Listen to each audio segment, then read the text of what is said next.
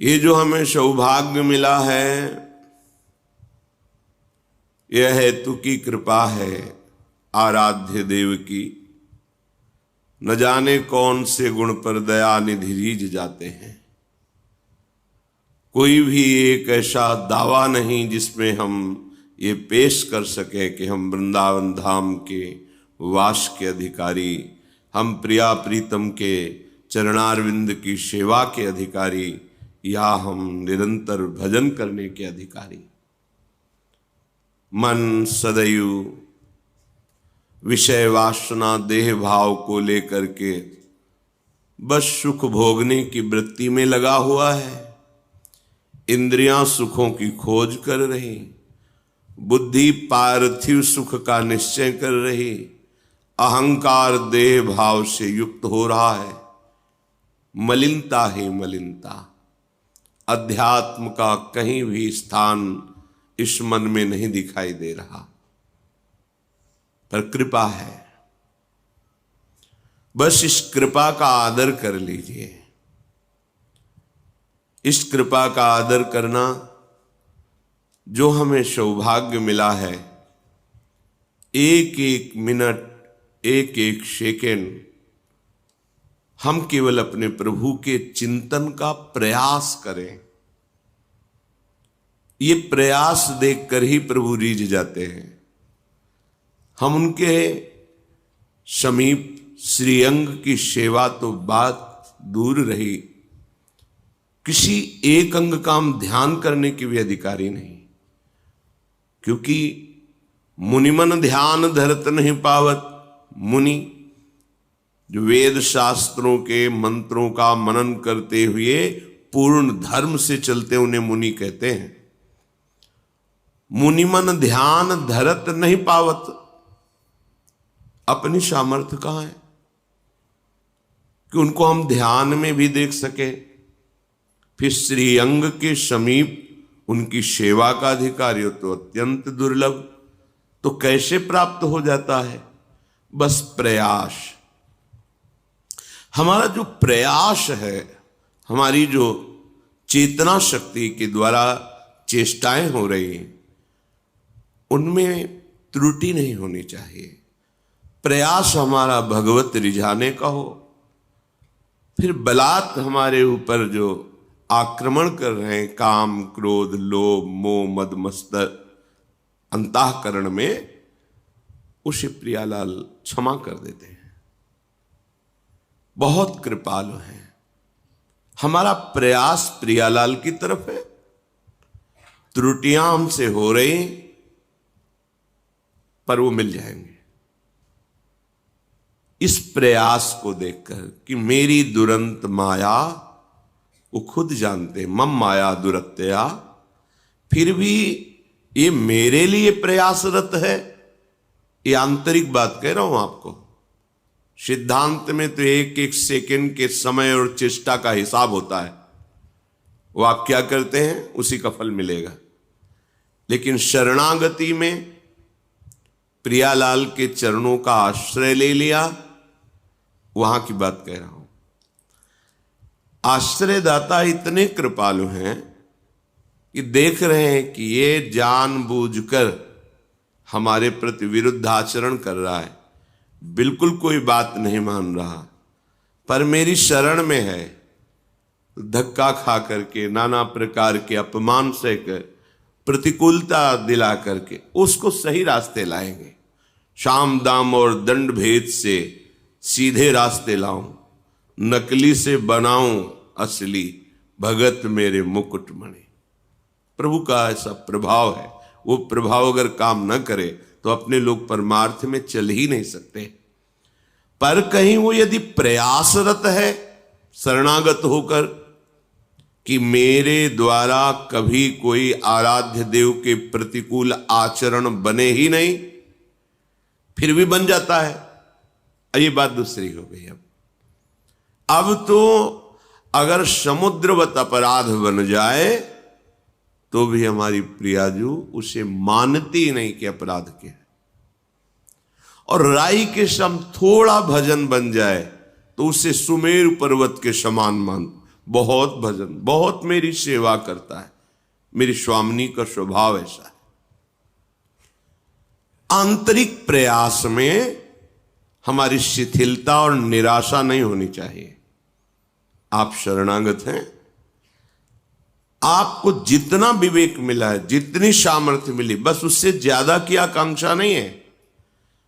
जितना समय मिला है, जितनी सामर्थ्य मिली, जितनी बुद्धि मिली है, उसके अनुसार आप जो सुन रहे हैं उस पे चलने का प्रयास कीजिए। सफलता असफलता हमारे हाथ की बात नहीं। कर्मण्येवाधिकारस्ते, हमारा अधिकार केवल प्रयत्न में है। जब हम अपने अधिकार की बात करेंगे तो लाडली लाल अपना अधिकार हमें प्रदान कर देंगे। विश्वास करो, हमारे आराध्य देव का स्वभाव ऐसा है। और स्वयं श्री भगवान कह रहे हैं कि मेरे प्रेम प्राप्ति का रहस्य मेरे समीप रहना नहीं है। श्रवणात् दर्शनात् ध्यानात् मयि भावोऽनुकीर्तनात् न तथा सन्निकर्षेण प्रतीयात ततो गृहान्। गोपीजनों से कह रहे हैं, यही बात ब्राह्मण पत्नियों से भी कहा कि देखो, मेरे समीप रहने से वैसा प्रेम प्राप्त नहीं हो सकता जैसा श्रवणात्, मेरी लीला कथा सुनने से प्राप्त होता है। भगवान साधन बता रहे हैं कि इस पर प्रयत्नशील रहो तो तुम मुझे प्राप्त कर लोगे।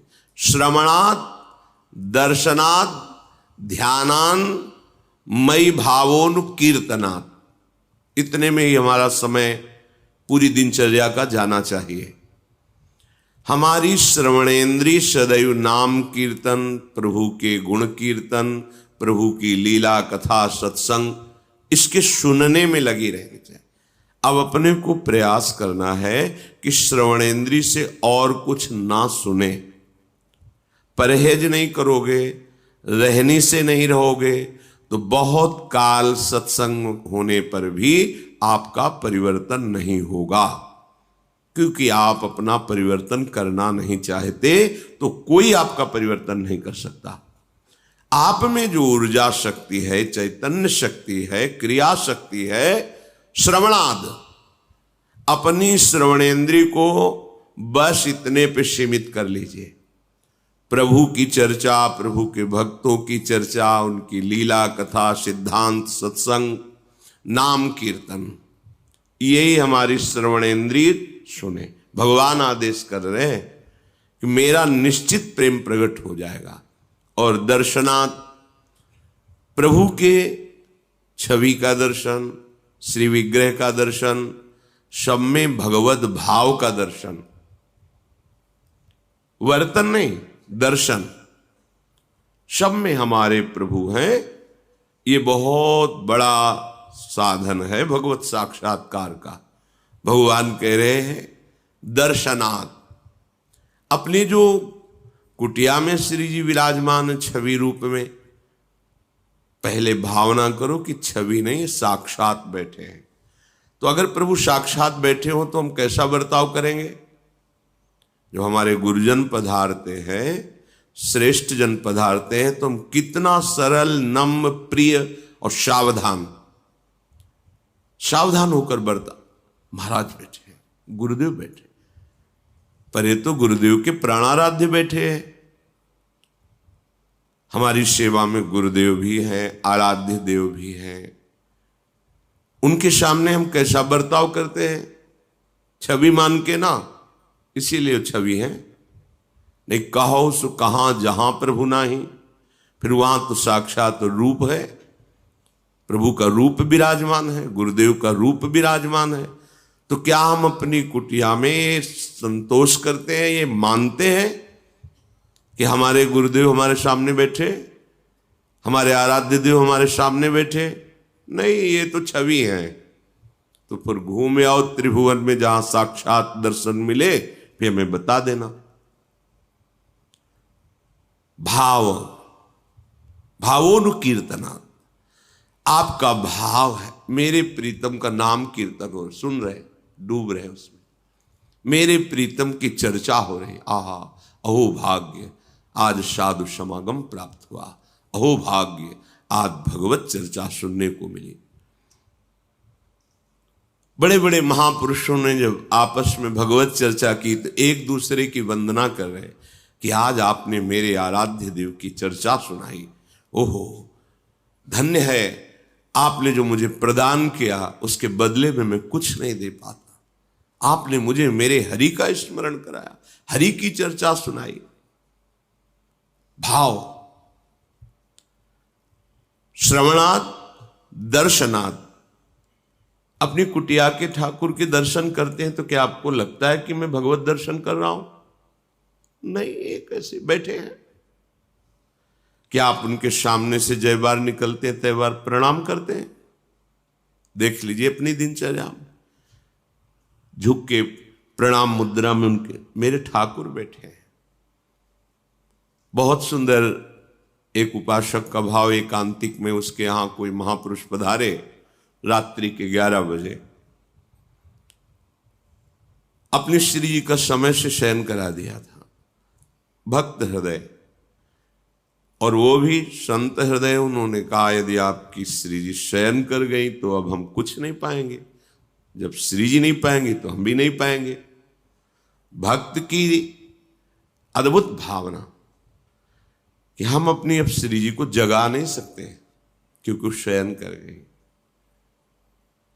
देखो, अगर भाव ना होता तो अपने घर के से पर्दा हटाओ, भोग लगाओ, संत जन को पाओ। नहीं, श्री जी तो शयन कर गई, अब नहीं, तो हम फिर कुछ नहीं पाएंगे।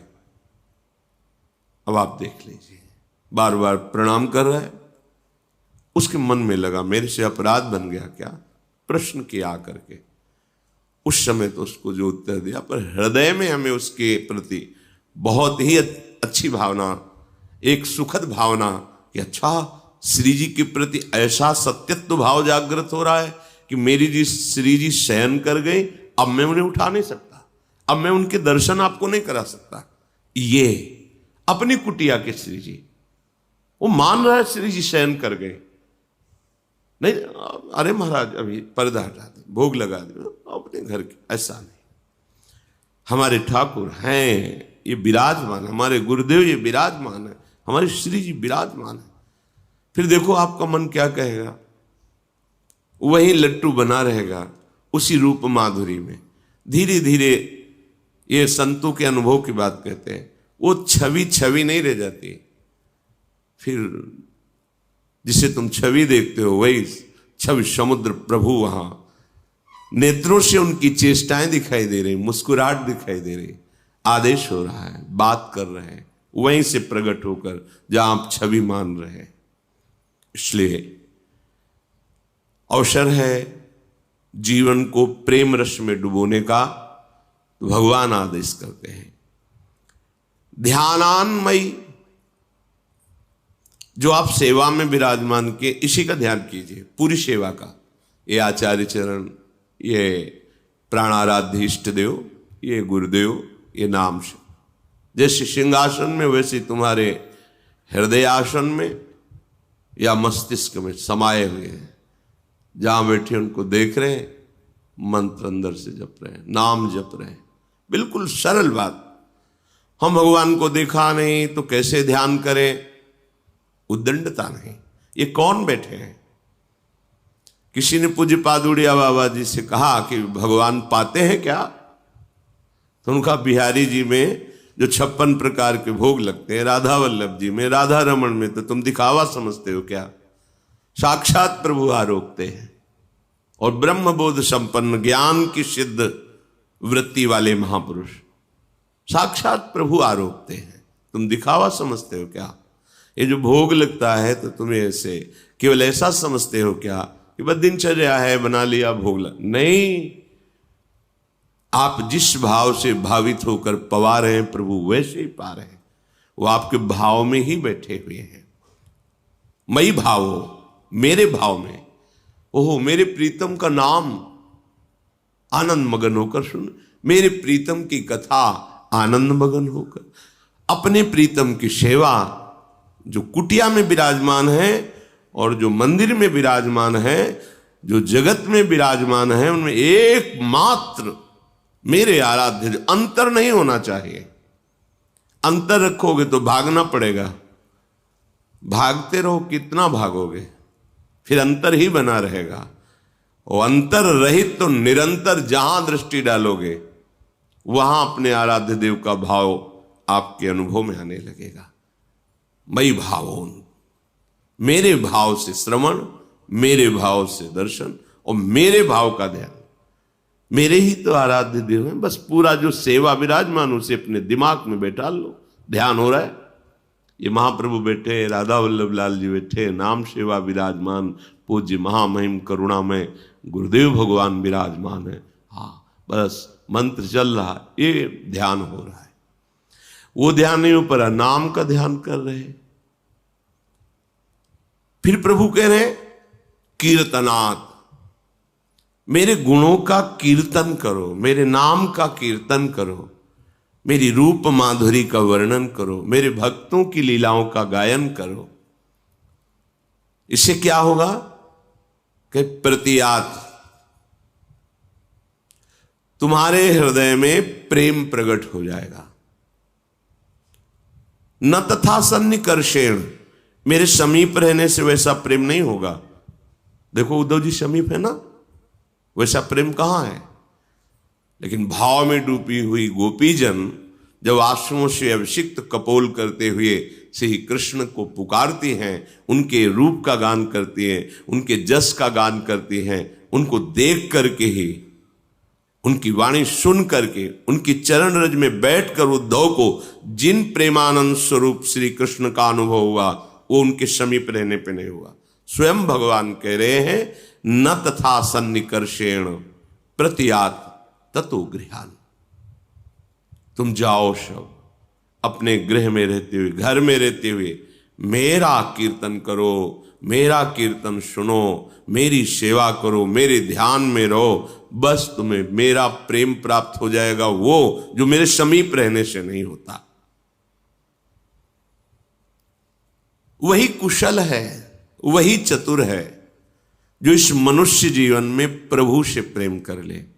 हमारी बड़ी दुर्दशा है, बड़ी दयनीय दुर्दशा है। हम मन और इंद्रियों को, शरीर को इतना प्यार करते हैं, कहीं प्रभु नहीं है। देख लो, कहीं नहीं। जब विचार करके देखते हैं ना, कहीं नहीं। आप मां जो हो वो थोड़ा समझ सकते हो। आप अपने बच्चे को कितना प्यार करते हैं, क्या कभी दोष दर्शन करती है मां अपने बच्चे में? वो सिर्फ बच्चा देखती, सिर्फ बच्चा।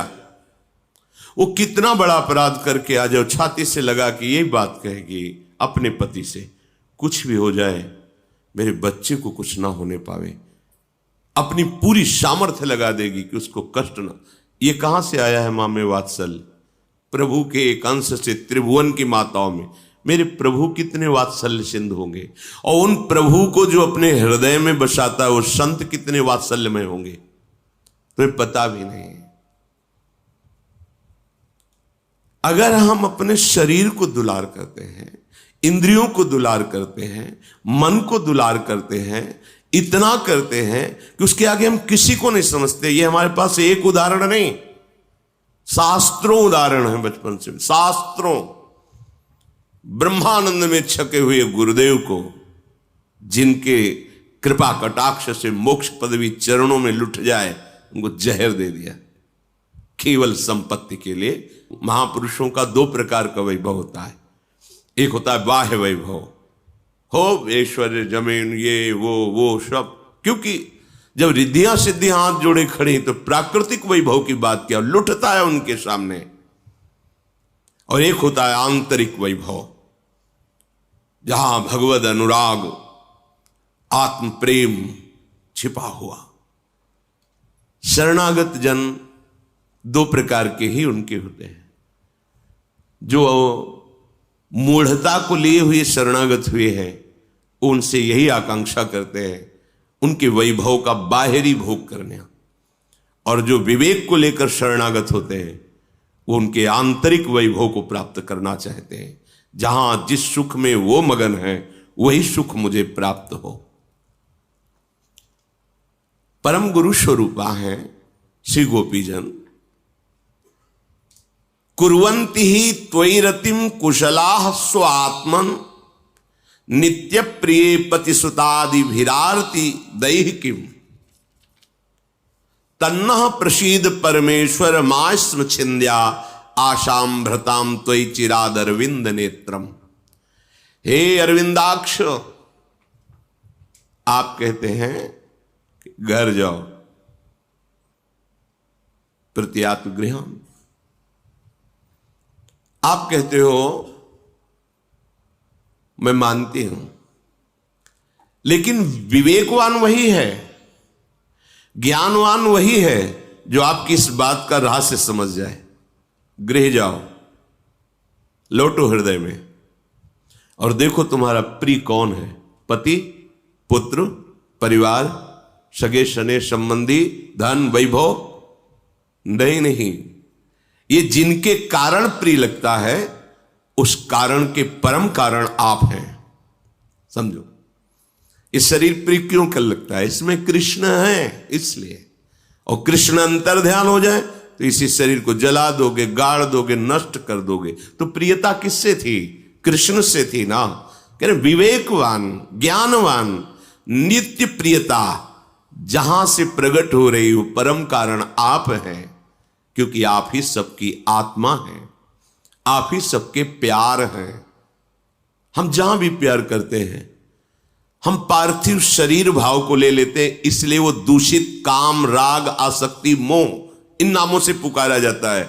अगर उसमें हम भावना करें मेरा प्रीतम चिद चिद लक्षणम सर्वम राधा कृष्णमयम जगत, हो गए सिद्ध। और उसी को जब देह भाव से स्वीकार करते हैं कि ये देह पुत्र, ये देह पिता, ये देह पत्नी, ये देह, वही राग मोह आसक्ति बंधन का कारण। तो जो शास्त्रज्ञ जन हैं, ज्ञानी जन हैं, विवेकवान हैं, वो सबसे प्रेम करते हैं, पर क्या भाव रख करके? क्योंकि आप ही सबकी आत्मा और प्रियता का परम कारण है। आप सबकी आत्मा इसलिए पर आत्मा है। जो प्रियता हो रही वो आपसे हो रही प्रभु। ये जो संसार में पति पुत्र रिश्ते स्नेह नाते, इनको मान करके जो प्रियता करता है आपसे विमुख होकर के, वो केवल दुख ही दुख प्राप्त करता है।